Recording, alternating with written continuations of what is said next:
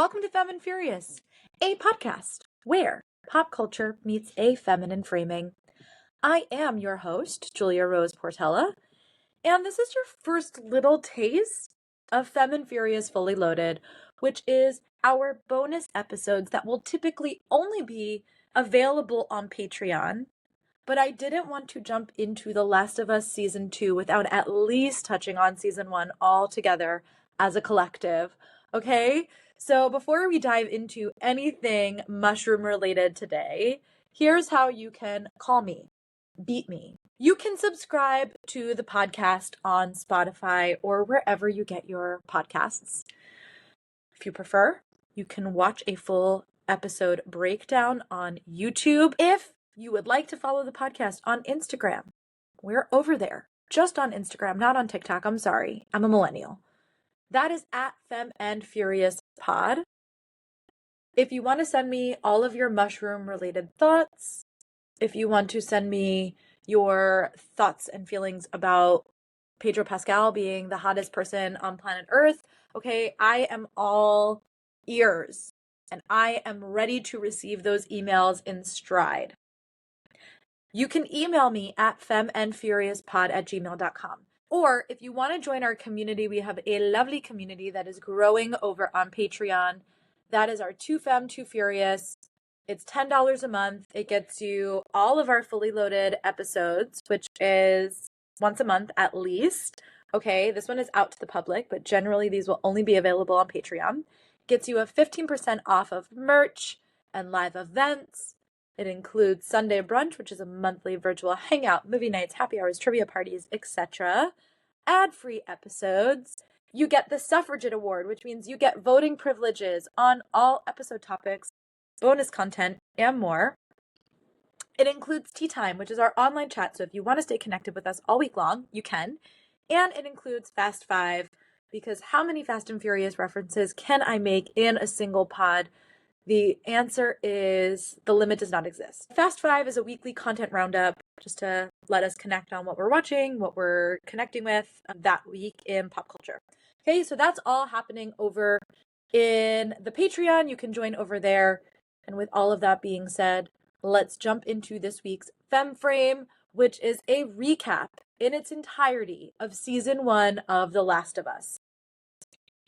We're going to start with key themes, and then we're going to dive into a synopsis of each episode, including fierce feminine moments from each episode. This, I think, goes without saying, but just in case you need to hear it, this is your spoiler warning for Season 1 of The Last of Us. If you have not seen The Last of Us, or seen Season 1 in its entirety, just know we're diving into all of it today. So kindly turn this off. Go and be a baddie who binges. Do Season 1, and then this podcast will be here when you return. Okay? Are you still here? Good, then let's dive in.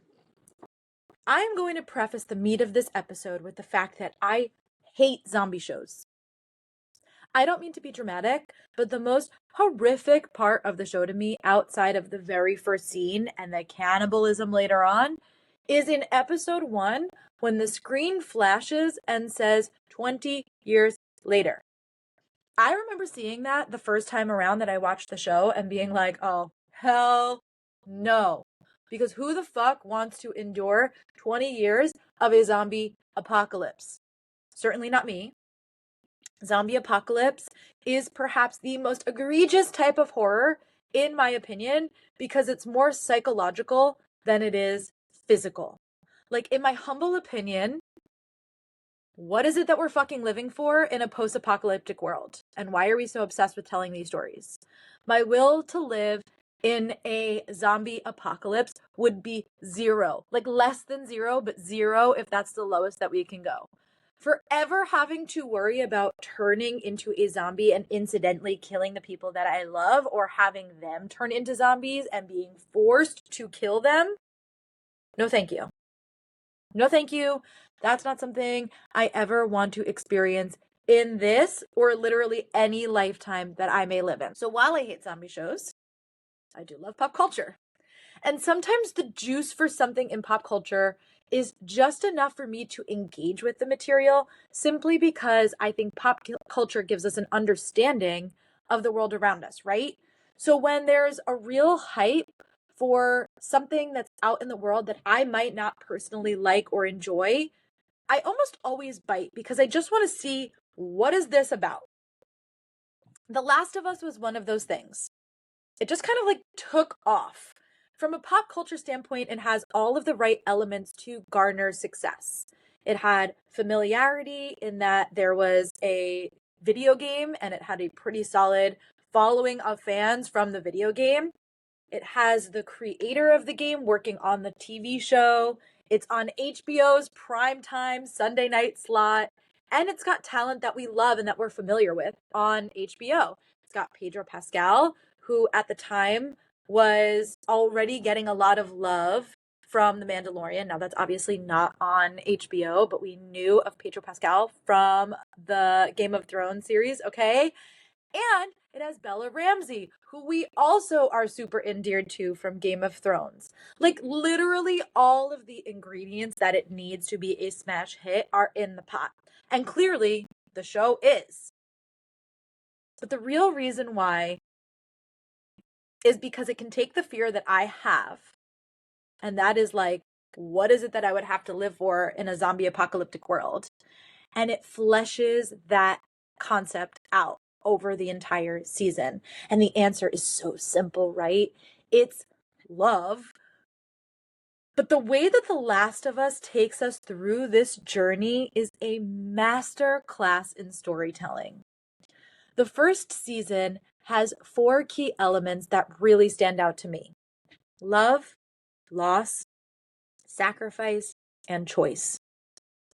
Joel may be perceived as our main character, but his character means nothing without the women around him. That's Tess, Ellie, and Sarah. And like, no shade to Tess, but the real entire emotional arc of the show hinges on the absolute juxtaposition of Sarah and Ellie. Without these two girls, the entire story would fall flat. In the show's runtime, we only spend 34 minutes with Sarah, and we're designed to get attached to her character. One day I would love to play the video game, but I only have a PS1, and I will likely never have another gaming system in my life outside of a computer, so I'm not positive. But I'm pretty sure that the video game also opens with you playing from Sarah's POV. That's because her point of view is important. Sarah is here in the story to do what women do best in stories: get fridged. And even though that is marginally true, okay, if not even like majorly true, it is done in The Last of Us in a way that has such a profound impact, because her death isn't just to propel Joel's story forward.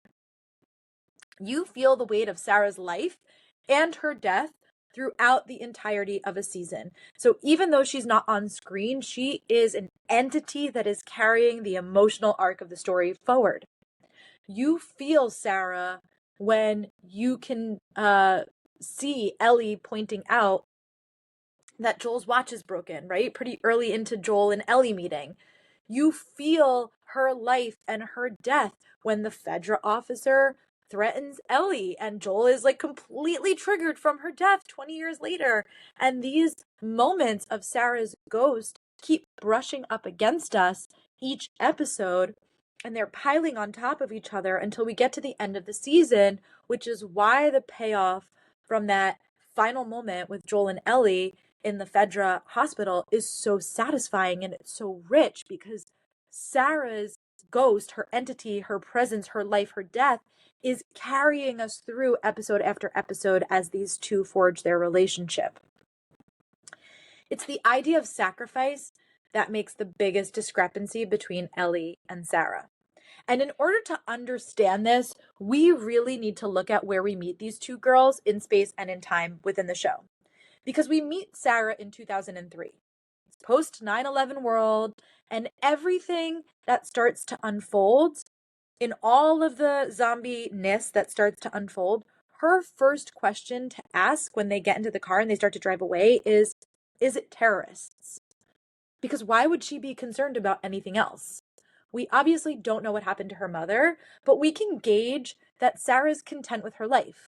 She has a really great rapport with Joel and Tommy, and even though she's got a bit of sass in there, she has a very soft character.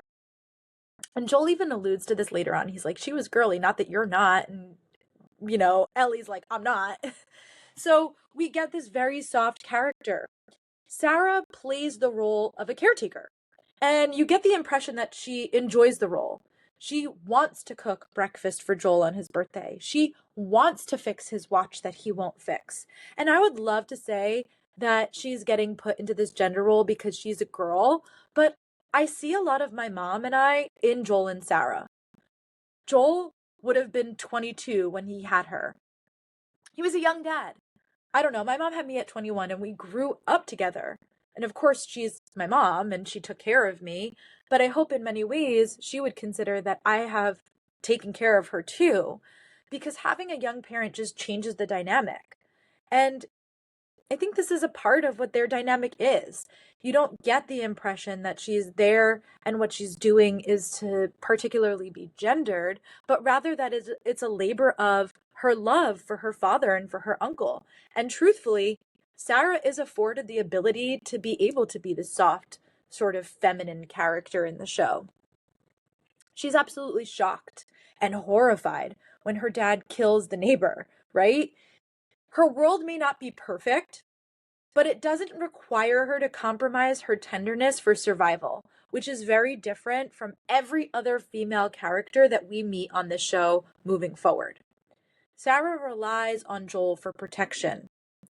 When she gets hurt, she relies on Joel to carry her. And even then, the whole time, he's telling her, like, don't look. Keep your eyes on me. He's trying to protect her innocence, her femininity, her tenderness as much as possible. He's trying to preserve some of that for her, even though this incredibly horrific tragedy is unfolding in the beginning of the show. And ultimately, it's because he's trying to protect her, because he's willing to do anything for her, that he is willing to carry her, even though they're in the midst of a zombie apocalypse. And like, there's a zombie right on their tail at this one point when they come across the first US military person.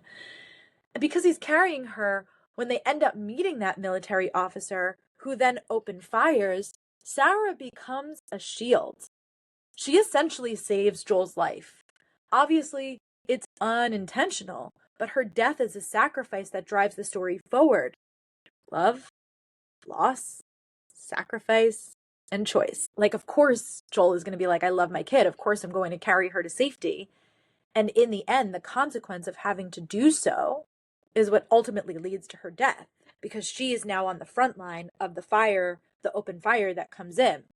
And I'm not saying that there was an alternative here for Joel or Sarah, but it's important to note that this is something that we have to be aware of, because we meet Ellie in completely different circumstances. Ellie is born in a world where there was never a before. Ellie only lives in the after. She only knows the world from this perspective. So we meet these two girls who are 14 years old, but because of their circumstances and the world that they're living in, they are just forced to be vastly different and to move about the world very differently. Ellie is gritty and rough around the edges. She's never had anyone to protect her. She's an orphan. She's raised by Fedra in this sort of very cold, unloving, militant setting, and it shows. She lives in a world where most people have lost their humanity. Just a little bit, if not a lot of it. And like, these are the pieces that we can agree are the most horrific parts of The Last of Us. It's not the zombies. It's the lack of humanity and compassion, the loss of the ability to humanize because everyone's just in survival mode. Ellie is never afforded the ability to just be a kid, to just be a girl, to just be soft or to be tender, because from the time she's born has to prioritize her safety every single day in a way that Sarah never did.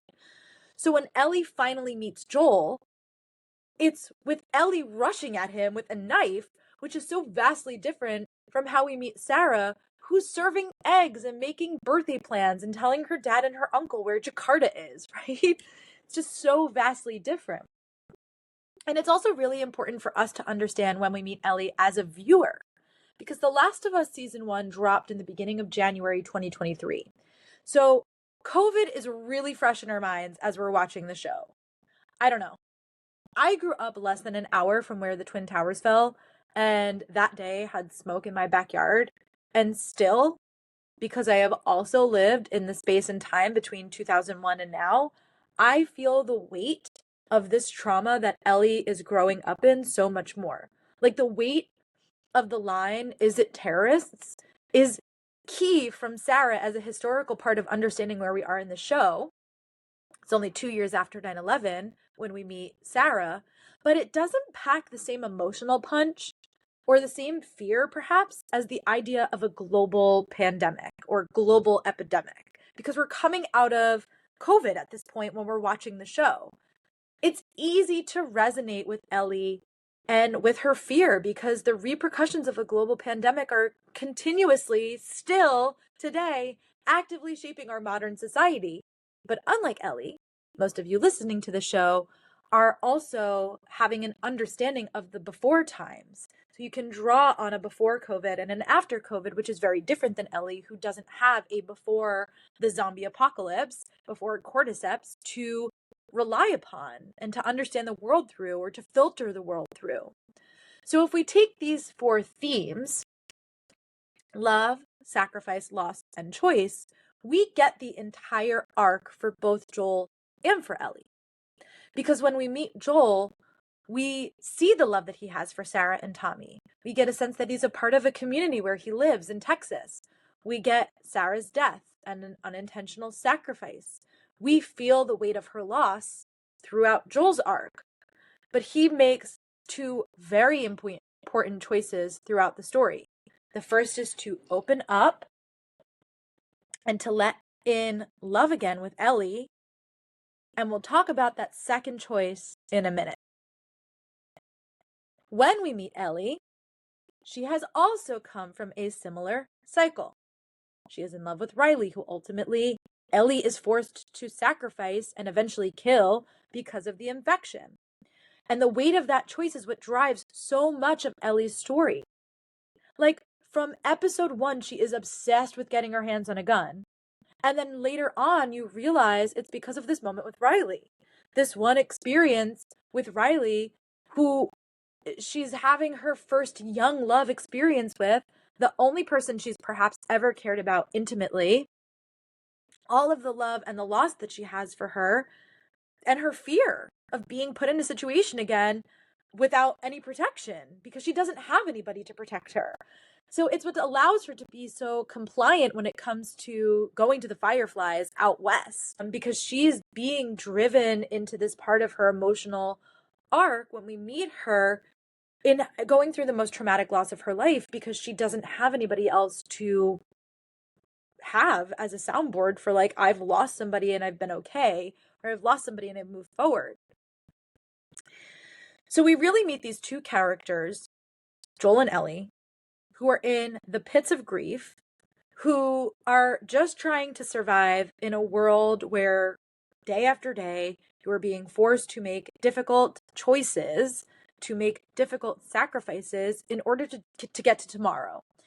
And it is through that experience that they get closer emotionally and build their bond.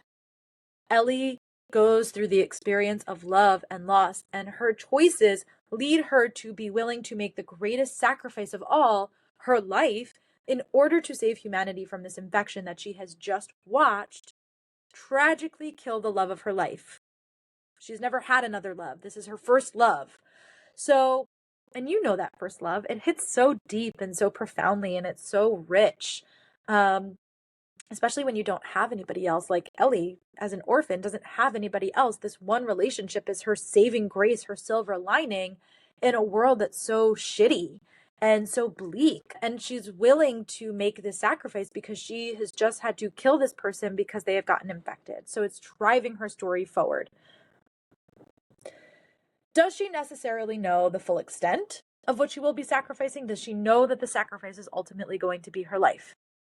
Maybe, but maybe not. And she never really gets to make that choice because Joel takes it away. And it's his love of Sarah and his loss of Sarah and his willingness to let Ellie in and love her again and find that love again with somebody who is like a daughter to him. The very idea of having to endure her loss after living with Sarah's loss for 20 years completely overrides her idea of sacrifice, completely overrides her autonomy, her choice, essentially, because Joel makes it for her in that last and final scene in the hospital. And you don't get the emotional payoff of that moment. You don't get that payoff if you don't have all 34 freaking brilliant moments with Sarah to showcase the depth and the value of the relationship that develops between Ellie and Joel. So that's what I want to keep in mind as we go into season 2. With that being said, I want to go sort of beat by beat. We're not going to do a deep dive of each episode, but what we will do here is we will do a synopsis and the fierce key moments in each episode. We start with episode 1, When You're Lost in the Darkness. This is where we meet Joel, Sarah, and Tommy, who all miraculously avoid eating any carbs for an entire day, possibly being the most unrealistic part of the show. We see a day in the life of Sarah ahead of the outbreak, the beginning of the societal collapse that comes in the outbreak, and the absolute devastating death of Sarah at the hands of the US military. We jump forward 20 years, we get a new world order where we see life in the QZ, or the quarantine zone, as operated by FEDRA, or the Federal Disaster Response Agency. FEDRA is opposed by the Fireflies, who are a revolutionary group whose slogan, "When you're lost in the darkness, look for the light," is the title of the episode. We meet Ellie, our young protagonist in the story, who we are discovering that is being held by Marlene, the leader of the Fireflies in the Boston QZ, after being bit 3 weeks prior, but not turning. Ellie wins our fierce feminist moment for the episode, being relentlessly tested by the Fireflies. And in her test to count to 10, she gave us this banger of a line: 1, 2, 3, 4, 5, 6, 7, 8, fuck you. We catch up to Joel, who is desperate to get to Tommy. Joel is partnered with Tess, and in exchange for supplies, the two agree to take Ellie to another set of Fireflies who are working on a vaccination, thinking that Ellie may be the missing link due to her immunity. On their way sneaking out of the QZ, they are discovered by Fedra, who tests all of them, revealing that Ellie is uniquely immune to cordyceps, to Joel and to Tess, and ultimately goes to kill Ellie and therefore triggers Joel with his flashback of Sarah's death, resulting in the very brutal killing of the Fedra officer. Rest in peace. Episode 2, Infected. Joel, Ellie, and Tess make their way to Massachusetts State House, but discover a ton of infected across their path, forcing them to take an equally risky alternative path where they encounter clickers. Terrifying. Clickers are like level up infected, and they can hear, but they can't see. So Tess reveals later on that in this scuffle that they have with the clickers, she has been bitten and ends up spiraling and begging Joel to complete this mission with Ellie, knowing that Ellie is the key and that she can save all of humanity, delivering the most heartbreaking line: "I've never asked you for anything, not to feel the way I felt," giving us a ton of insight about her relationship with Joel without really giving us much history outside of the few minutes, really, between episode 1 and episode 2 that we spend with her. The group travels on, Tess included. They make it to the State House, only to discover that the Fireflies are dead as fuck, okay?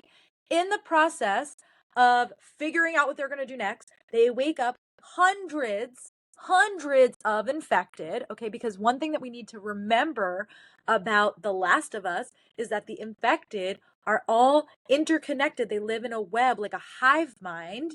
So waking up one could potentially wake up hundreds, and they will know where you are, and they will come and they will fuck you up. Okay, so they wake up hundreds of infected. They have like less than a minute to get the fuck out of there. Tess makes the ultimate sacrifice in the most horrific kiss of death ever witnessed on TV. It's gruesome. You'll have nightmares about it. Episode 3. Long time. Ellie and Joel start to make their way to Bill and Frank's, but not before Ellie calls Joel out for his resentment and his grief of Tess, claiming to him, "You needed a truck battery or whatever. You needed me and you made a choice, so don't blame me for something that isn't my fault." Pedro Pascal, as Joel, gives a subtle nod here, and it's sexy and it's hot, and it's why we call him our slutty little daddy, okay? After coming to a truce, Joel answers Ellie's questions about the before times. They see planes, they see all sorts of different stuff. He starts to explain how the crash of society happened, and we get a lot of flashbacks from those times, including Bill and Frank. We meet Bill of the Bunker, as I like to call him, who catches Frank in one of his traps. The two end up falling in love, and we get one of the most beautiful love stories of not just surviving, but thriving amidst the apocalypse. The two live a very full life, which includes a friendship and a business partnership with Joel and with Tess. Frank, who is sick, ends up asking Bill to help him commit suicide, essentially, to which Bill decides to join him, saying, "I'm old, I'm satisfied," and the two die in each other's arms, Romeo and Juliet style. Out of options and inspired by Bill's final letter to him, Joel concedes to bringing Ellie with him out west to find his brother Tommy, and from there they will find the Fireflies. Episode 4. Please hold my hand. After begging for 3 episodes in a row, episode 4 opens with Ellie finally having her gun, holding it in the mirror, being a badass that she stole this gun from Bill's house. Joel and Ellie begin making their way out west. On their way, they are attacked by hostile survivors who have left the QZ. In a tussle, one man attacks Joel, and Ellie uses her newfound contraband to kill that man, effectively saving Joel's life. They are now mutual protectors in their relationship.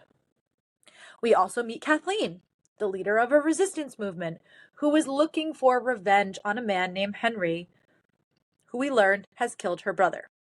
Joel and Ellie find a safe space to hide out, and they are woken up in the midst of their sleep in their hiding spot, and they are being held at gunpoint as the episode ends.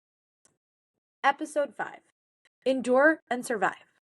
We meet Henry and Sam, who we learn are hiding from the resistance and want to partner with Joel and Ellie in order to effectively leave the city.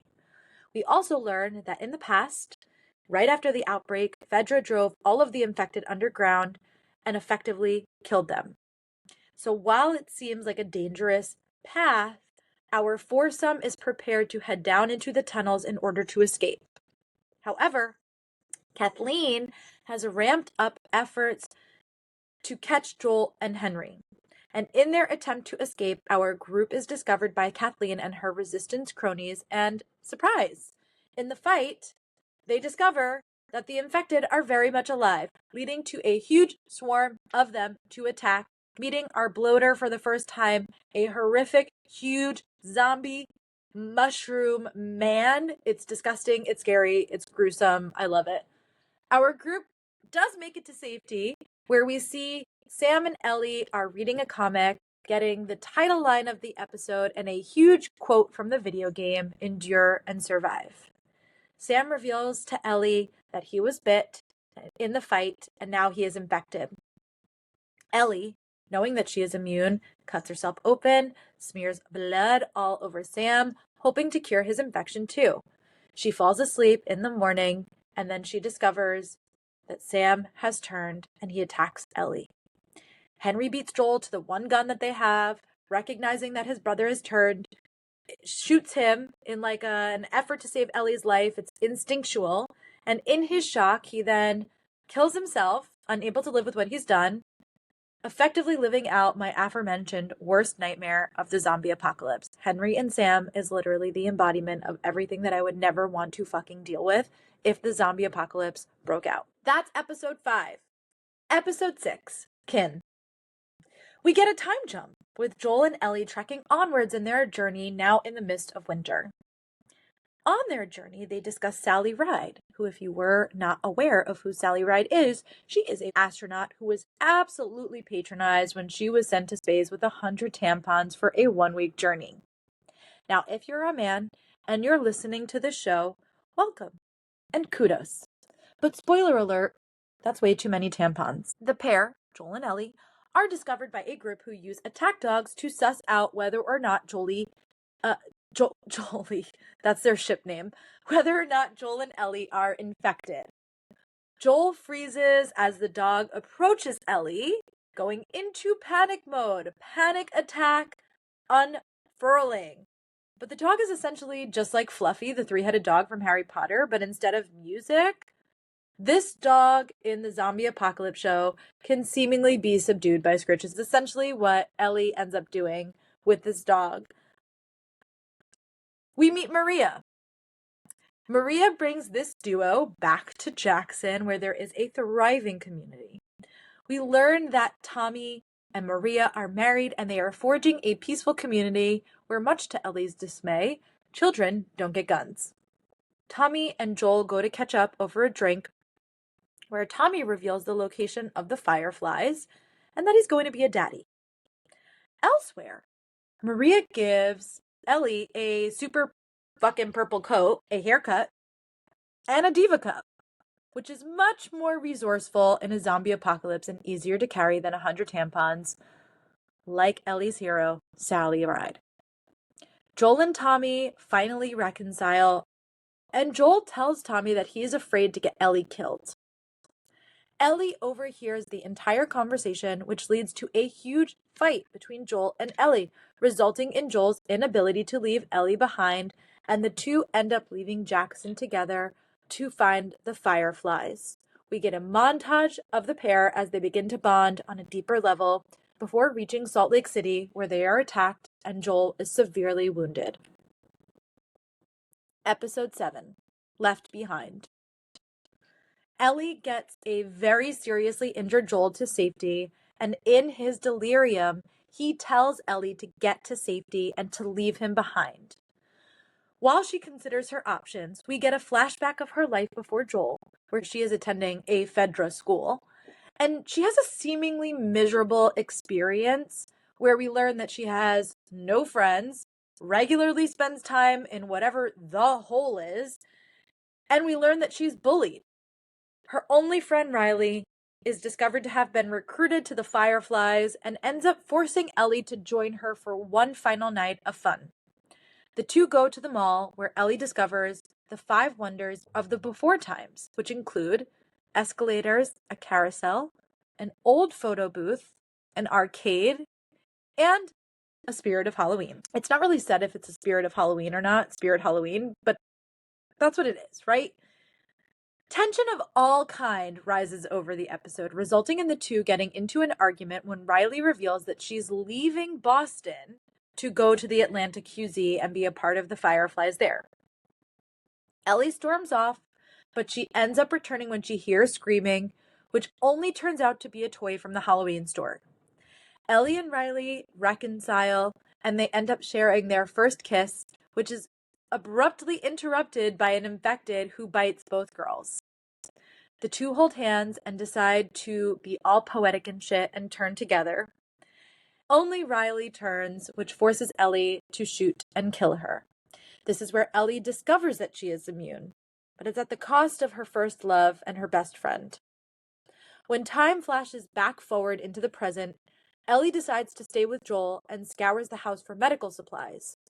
Ellie reassures Joel that she's not leaving him behind, further solidifying their bond as she begins to stitch his wound closed. Episode 8, When We Are in Need. Perhaps the most chilling episode of TV I have ever watched, which opens with some sort of funeral being held by some sort of religious group led by this guy, David. Joel has contracted a fever, and Ellie leaves to go and find food. She manages to hunt a deer, which is nearly stolen by the leader, David, and his friend, James. Ellie barters with the two of them, offering them half the deer in exchange for medicine. David sends James to go get the medicine while he waits with Ellie, and the two begin to talk, resulting in him telling her a story about this crazy man, i.e. Joel, who kills their friend Alec, the person whose funeral we were witnessing in the beginning of the show. Startled that David knows them, Ellie takes the medicine when James gets back and runs to Joel. David and James return to their resort, which is where they're living with their community, with the full deer.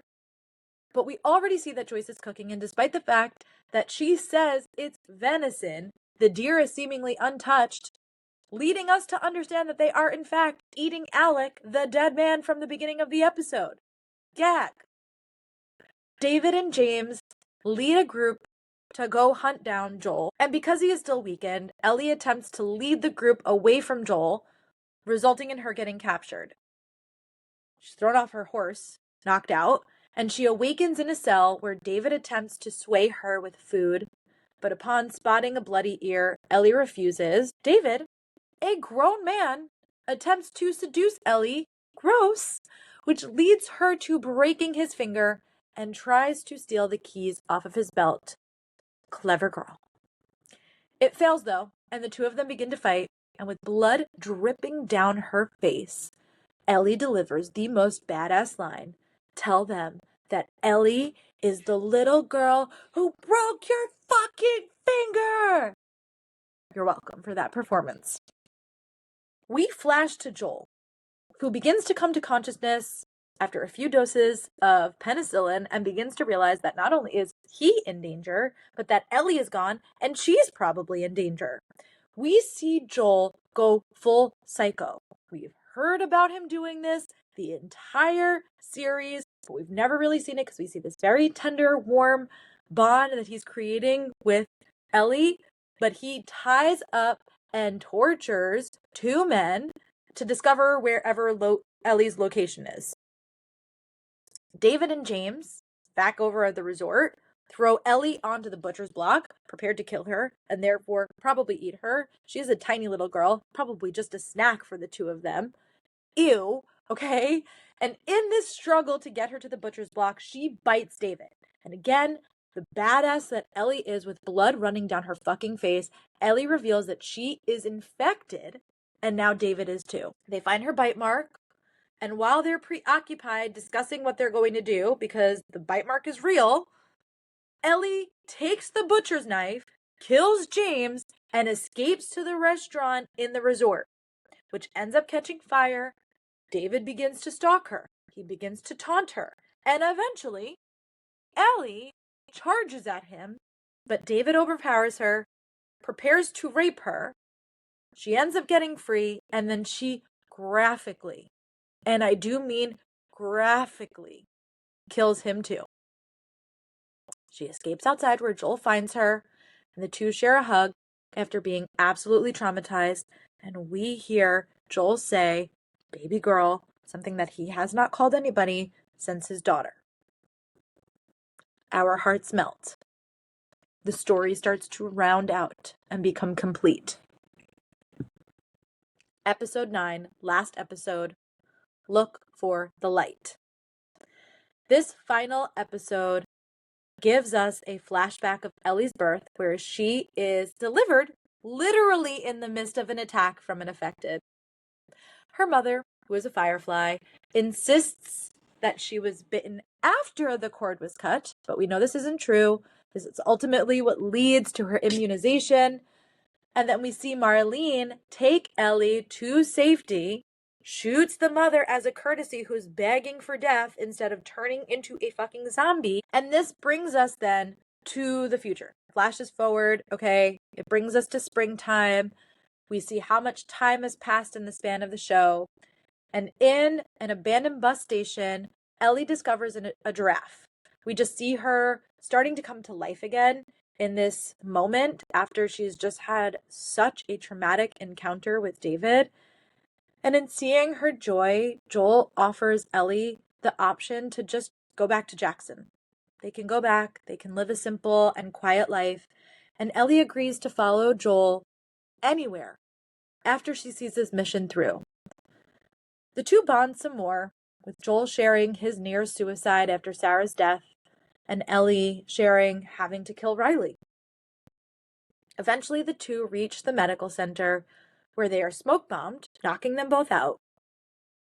Joel wakes up in a hospital bed, with Marlene congratulating him on completing the mission, and offering up that Ellie's immunity could lead to a cure for cordyceps once and for all.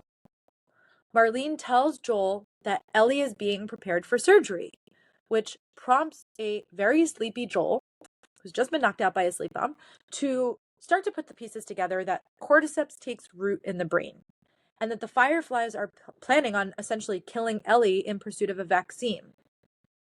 So while they begin to escort him out, Joel attacks the Fireflies, he steals their gun, and goes on an absolute love-inspired rampage to get Ellie out of the OR. He is confronted then by Marlene after killing like a fuck ton of people. Okay, so episode 8, episode 9, we are really seeing what a fucking psycho Joel could be. He is confronted by Marlene as he's got a drug-induced Ellie, hospital gown and all, in his arms. And she asks, what would Ellie want to do? And we already know through the conversation earlier in the show that she wanted to see this mission through. But ultimately, Joel takes that decision away from her and then kills Marlene in the process before driving away. A little bit later, when Ellie awakens, Joel lies to her saying that raiders attacked the facility, that they're no longer looking for a cure, a bunch of stuff that doesn't really make a ton of sense when it all strings together. And sensing his dishonesty and succumbing to her own feelings of survivor's guilt from Riley and from Tess and from Sam and Henry, Ellie asks Joel to swear that he is telling the truth about his version of events.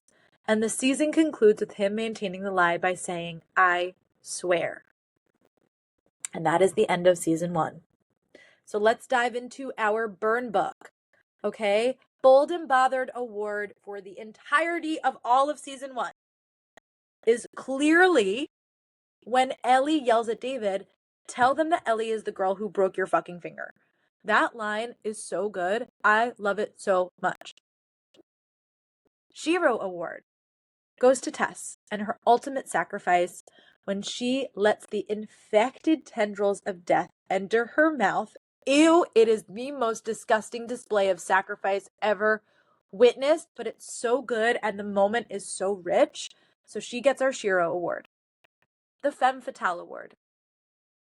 I'm giving this award to Kathleen, who is so hell-bent on her rage, yet still a leader of her people to follow. Speak Your Truth trophy. Sam asking Ellie if she's afraid, and she responds with, I'm afraid of ending up alone. It's just such a rich moment. She starts by joking around. She's like, I'm afraid of scorpions, right? And, you know, she ends up with this very real, very vulnerable moment where she says, I'm afraid of ending up alone, because she's been alone and she's just had to kill Riley, and she's starting to develop this bond with Joel, and this is her fear, that she's going to end up alone, especially now knowing that she's immune in a world, the only one that we know of, that she's the only one that she knows of, that is immune to a disease that is taking and killing everyone she loves, including her parents, including the love of her life so far. Okay, her best friend has taken one of her protectors in Tess, and then ends up claiming, you know, Sam. Shortly after this, we discover that too, and she like rapidly puts her blood on him because she just wants to preserve this and doesn't want to end up alone in a world that is slowly being taken over by cordyceps, where she has immunization. and I just think it's so beautiful. It's so nuanced and it's so rich. So her Speak Your Truth trophy, for her to be vulnerable like that, I think is wonderful. And then our honorary heartthrob. When Ellie claims time heals all wounds, she's being facetious about it. She's like, I guess that time heals all wounds. And Joel responds with, it wasn't time that did that. And he's obviously talking about this relationship that he's developed with Ellie, and that she is the one who has healed this wound of his daughter's death, and that she is the one who has pulled him out of his grief and his depression and his loss. And the weight of that as it sits between them, it's not a romantic moment. Obviously, they're not romantic counterparts, but that moment just pulls at my heartstrings. And Pedro Pascal is just so perfect as Joel. He is so perfect in this role. And he delivers this line with such precision and just so much love and tenderness that even though they're not romantic counterparts, their love cannot be discredited. And this moment right here, it's not an I love you. It's not the same type of thing, but it is his acknowledgement of that. I love you and I care about you. It wasn't time that healed this wound of the most painful and traumatic thing that I will ever go through in my life, the loss of my daughter. It's you. You're the one who did that. Perfect. Perfect, perfect, perfect. All right. That is our roundup of all of season 1 of The Last of Us. Thank you for tuning into this week's episode of Femme Furious. If you like the episode, if you like The Last of Us, if you know somebody who likes The Last of Us, share this episode out. Leave a review. Let other people know that you're listening to it. That's going to help the podcast grow exponentially, and I will forever be grateful for it. I also want to let you know that I am having a launch party. That's on April 12th at 11 a.m. It's completely virtual. There is a link to join in the show notes. You can just show up. It's completely free for you. We will have prizes. We will have games. We're just going to hang out and celebrate the beginning of this journey for me and for us as a community. Okay? I'll be back here on Thursday with a deep dive into curves in culture. And then on next Monday, our Last of Us Season 2 coverage will start. So I will see you back here soon. And remember, the fungus loves too. Bye!